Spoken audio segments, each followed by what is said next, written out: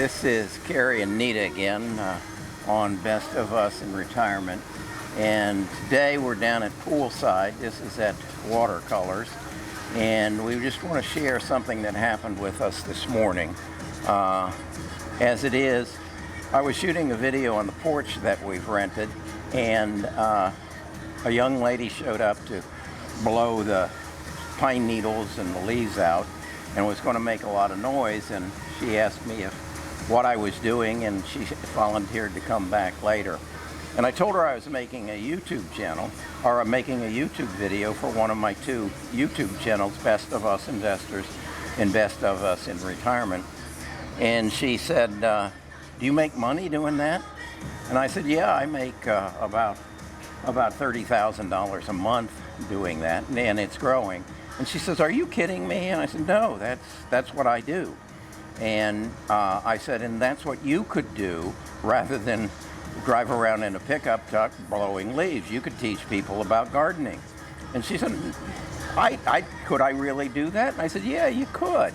I said, but you've got to educate yourself. And Nita and I were talking about that. Do you think that's far-fetched? No, I think that you need to read gardening books. I have a friend who owns grows wildflowers for the state that are Alabama wildflowers. And she always is looking for new gardening books. And if our library will have a sale when they're trying to get rid of things, of books, she's always there and she always buys some. So she always continually educates herself on gardening, the flowers that would be good for our location, which is Mountain Brook, Alabama, which is near Birmingham, Alabama. So I said to Kelly, I said, how old are you? And she said, I'm 27 years old. She says, I have 2 children, and my husband and I struggle every month. And I said to her, well, you could do this. You just need to educate yourself so that you can be the smartest person. She said, well, I don't know anything about YouTube. And so I said to her, why don't you just go to YouTube and search on YouTube for someone who is doing something like this, someone who is talking about gardening and getting out in the garden and showing people what they're doing, and basically see if they are making a living on it. You can determine that by seeing if they're getting a lot of views. If they're getting 10,000 views on a video and they're putting out videos on a regular basis, they're making money. So you can do that. And I said to her, Kelly, you're just limiting yourself by not stepping into the digital community, the digital world. And it's all about sharing your knowledge and your experience. Don't you think most people should do that? Well, yes, I do, but most of us probably won't. And why is that? I guess it's just not right up there for us to do. I read books. I love books. Well, why wouldn't you create a YouTube channel to review the books that you love or hate? I think because there are other things in my life that I do, and I don't think of that. Well, Even though I live with it on a daily basis, I just don't think of that. I have other things I'm thinking about. I think that's what happens to people. Yeah, I think think kind of normal. I think normal is we fall into a rut and we do what's expected of us. And I think the thing that I have learned in my years, and I am as guilty of it as anyone, we don't follow our passion. We don't even take the time to discover what our passion is, what we really enjoy doing. If you'll remember, I was a salesman. I sold Polaroid cameras, I sold Purex bleach, and then I sold financial planning. And what did I do, though, when I had free time and I wanted to pursue what I enjoyed doing? What did I do? You went to study at the UAB photography. The adult education in photography. And I took up photography. And by doing that, you introduced us to our to our late daughter to introducing her to do it, and then She went to Rochester you Institute. took her to RIT because it was one of the best photography colleges in the United States. So you took her there and you introduced her to that. And then I got into painting. Right, you did. Well, you started that when our son Trent was probably 5 or 6, and you drew. I can remember this. He drew this picture on a canvas and set Trent up to paint the way he wanted, and Trent painted that picture. We had that for a long, long time. In fact, we have many of the paintings that Trent has painted. And that I've painted. So Yes.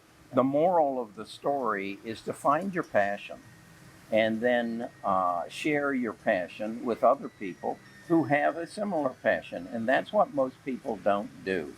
And then the other thing that I believe very strongly in is then you continue to educate yourself on your passion. And that is to say, you read. I am of the belief that 99% of the people in the world read their last nonfiction book the last year they pursued secondary education, whether it was high school or college or doctorate. They don't read, so they don't continue to educate yourself.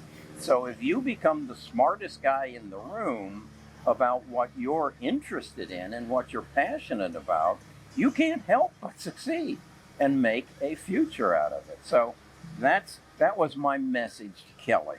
Kelly, as I say, was a 27-year-old mother of 2 that was driving around in a truck doing, I assume, what she enjoyed doing, and that was taking care of other people's yards.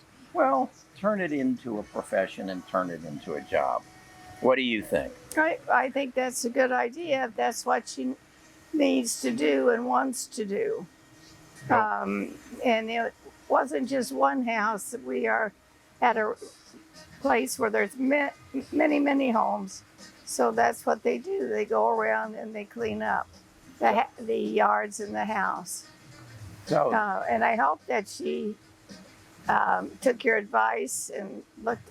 Well, she said she was coming back later in the afternoon, so hopefully she'll come knock on the door and we'll give her some insights as to at least how to get started. And what I want to do here with this channel and this video is share my ideas with you. Maybe you have some children, maybe you have some grandchildren, and maybe it's you. Maybe you have a passion that you would like to share with the rest of the world. I have on my investment channel, I have 150,000 subscribers.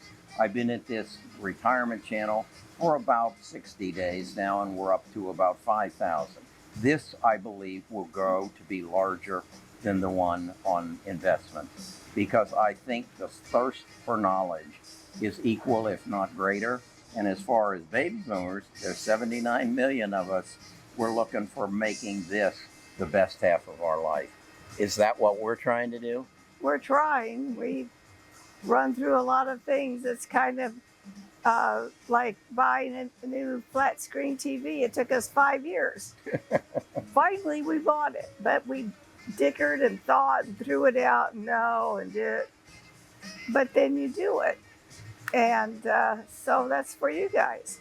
I know there's probably something you want to do, but it's just a little scary to put your foot in and jump. Jump. Jump. That's who sang that song?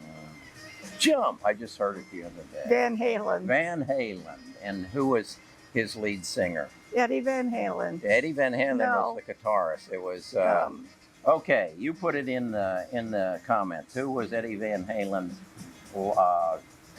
lead singer that sang "Jump"? And that's our take, our retirement conversation on the best half of your life. And that's your assignment. That's your assignment. Talk to you again soon.